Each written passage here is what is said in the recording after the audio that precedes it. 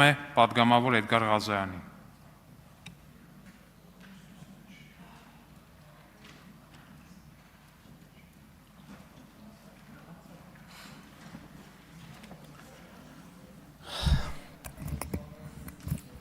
Քիչ առաջ այս ամբիոնից ազգային ժողովի պատգամավոր Վահագն Ալեքսանյանը մի սահմռկեցուցիչ իմ տպավորությամբ տեսանյութ վերահրապարակեց, որը չեմ կարծում, որ մեր հասարակության մեջ կամ առհասարակ բանական որևէ մարդու մոտ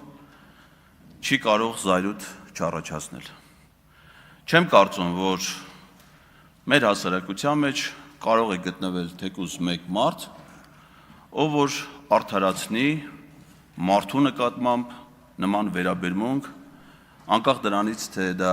երբ է եղել եւ ում կողմից է իրականացվել։ Բայց ինչպես հասկացա, այդ իրադարձությունը, այդ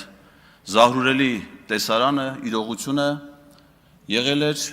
2000 թվականին։ Դրանից հետո ես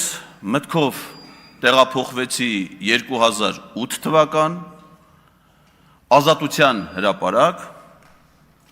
որտեղ լսվում էր հետևյալ բացականչությունը. Մանվել, մանվել, մանվել, գագիկ, գագիկ, գագիկ։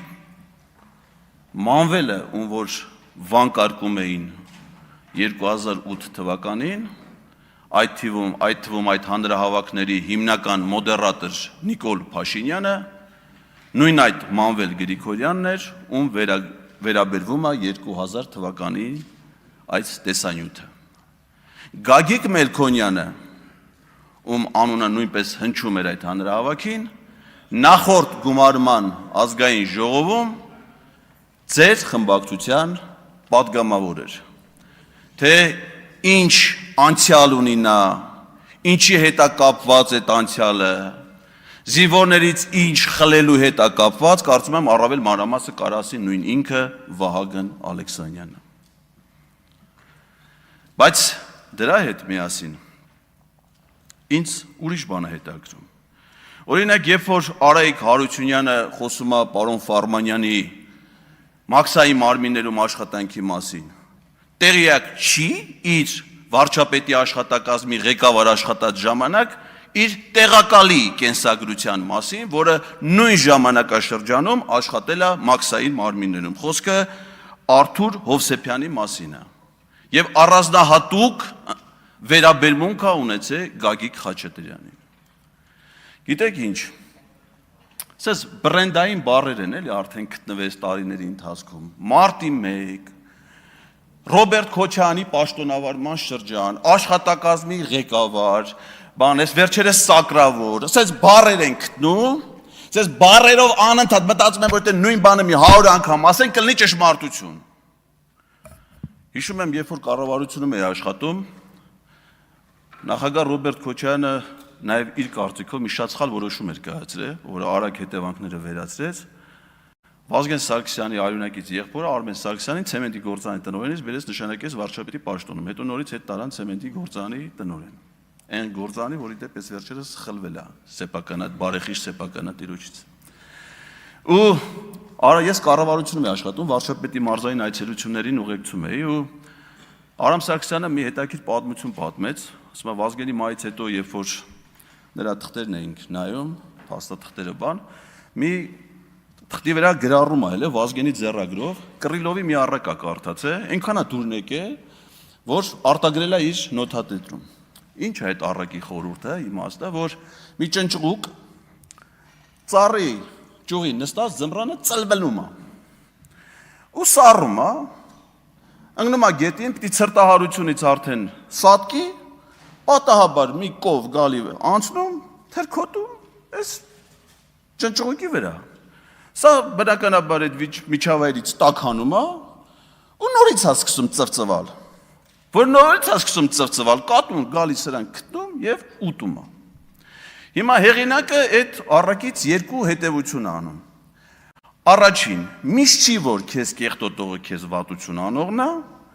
եւ երկրորդ, միշտ չի, որ քեզ կեղտից հանողը քեզ լավություն անողն է։ Բայց Վազգեն Սարգսյանը իրեն բնորոշ նաեւ գեղարվեստական հանճարով ավելացնում է երրորդ հետևությունը։ Ասում է, եթե կեղտի մեջ ես ցենդ գլուխդ մի գցի։ Հիմա խոսքս վերաբերում է քաղաքացիական պայմանագիր ամբողջ կուսակցությանը, խմբակցությանը, նրանց ձևավորած կառավարությանը, սուս նստեք տեղներդ։ Դուք են քաղաքական ուժ չեք, որ կարողանաք որևէ մեկի անունը տաք։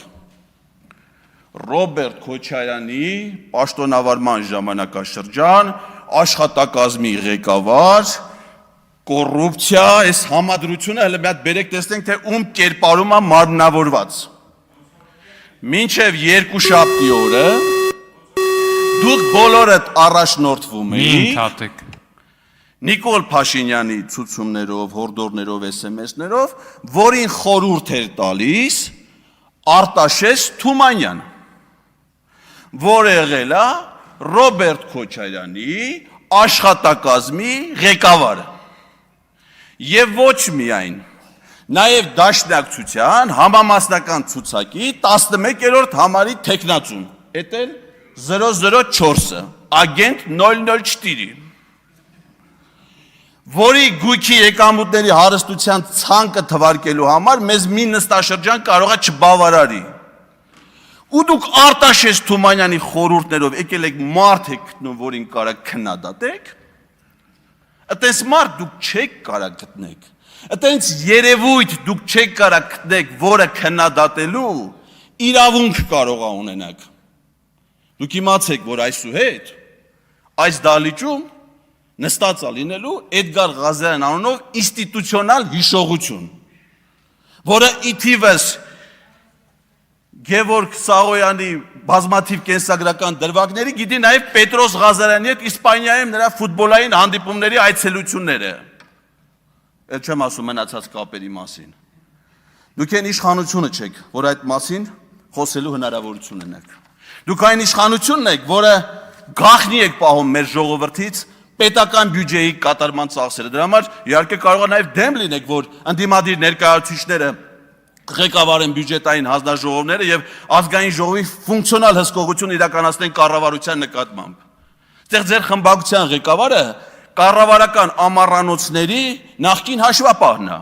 ով նաև եղել է հայկական ժամանակ օրաթերթի հաշվապահը, որին երբ որ լրագրողները հարցում էին անում, ասում էին, թե ինչքան գումար է ծախսվում կառավարական ամառանոցի պահպանման վրա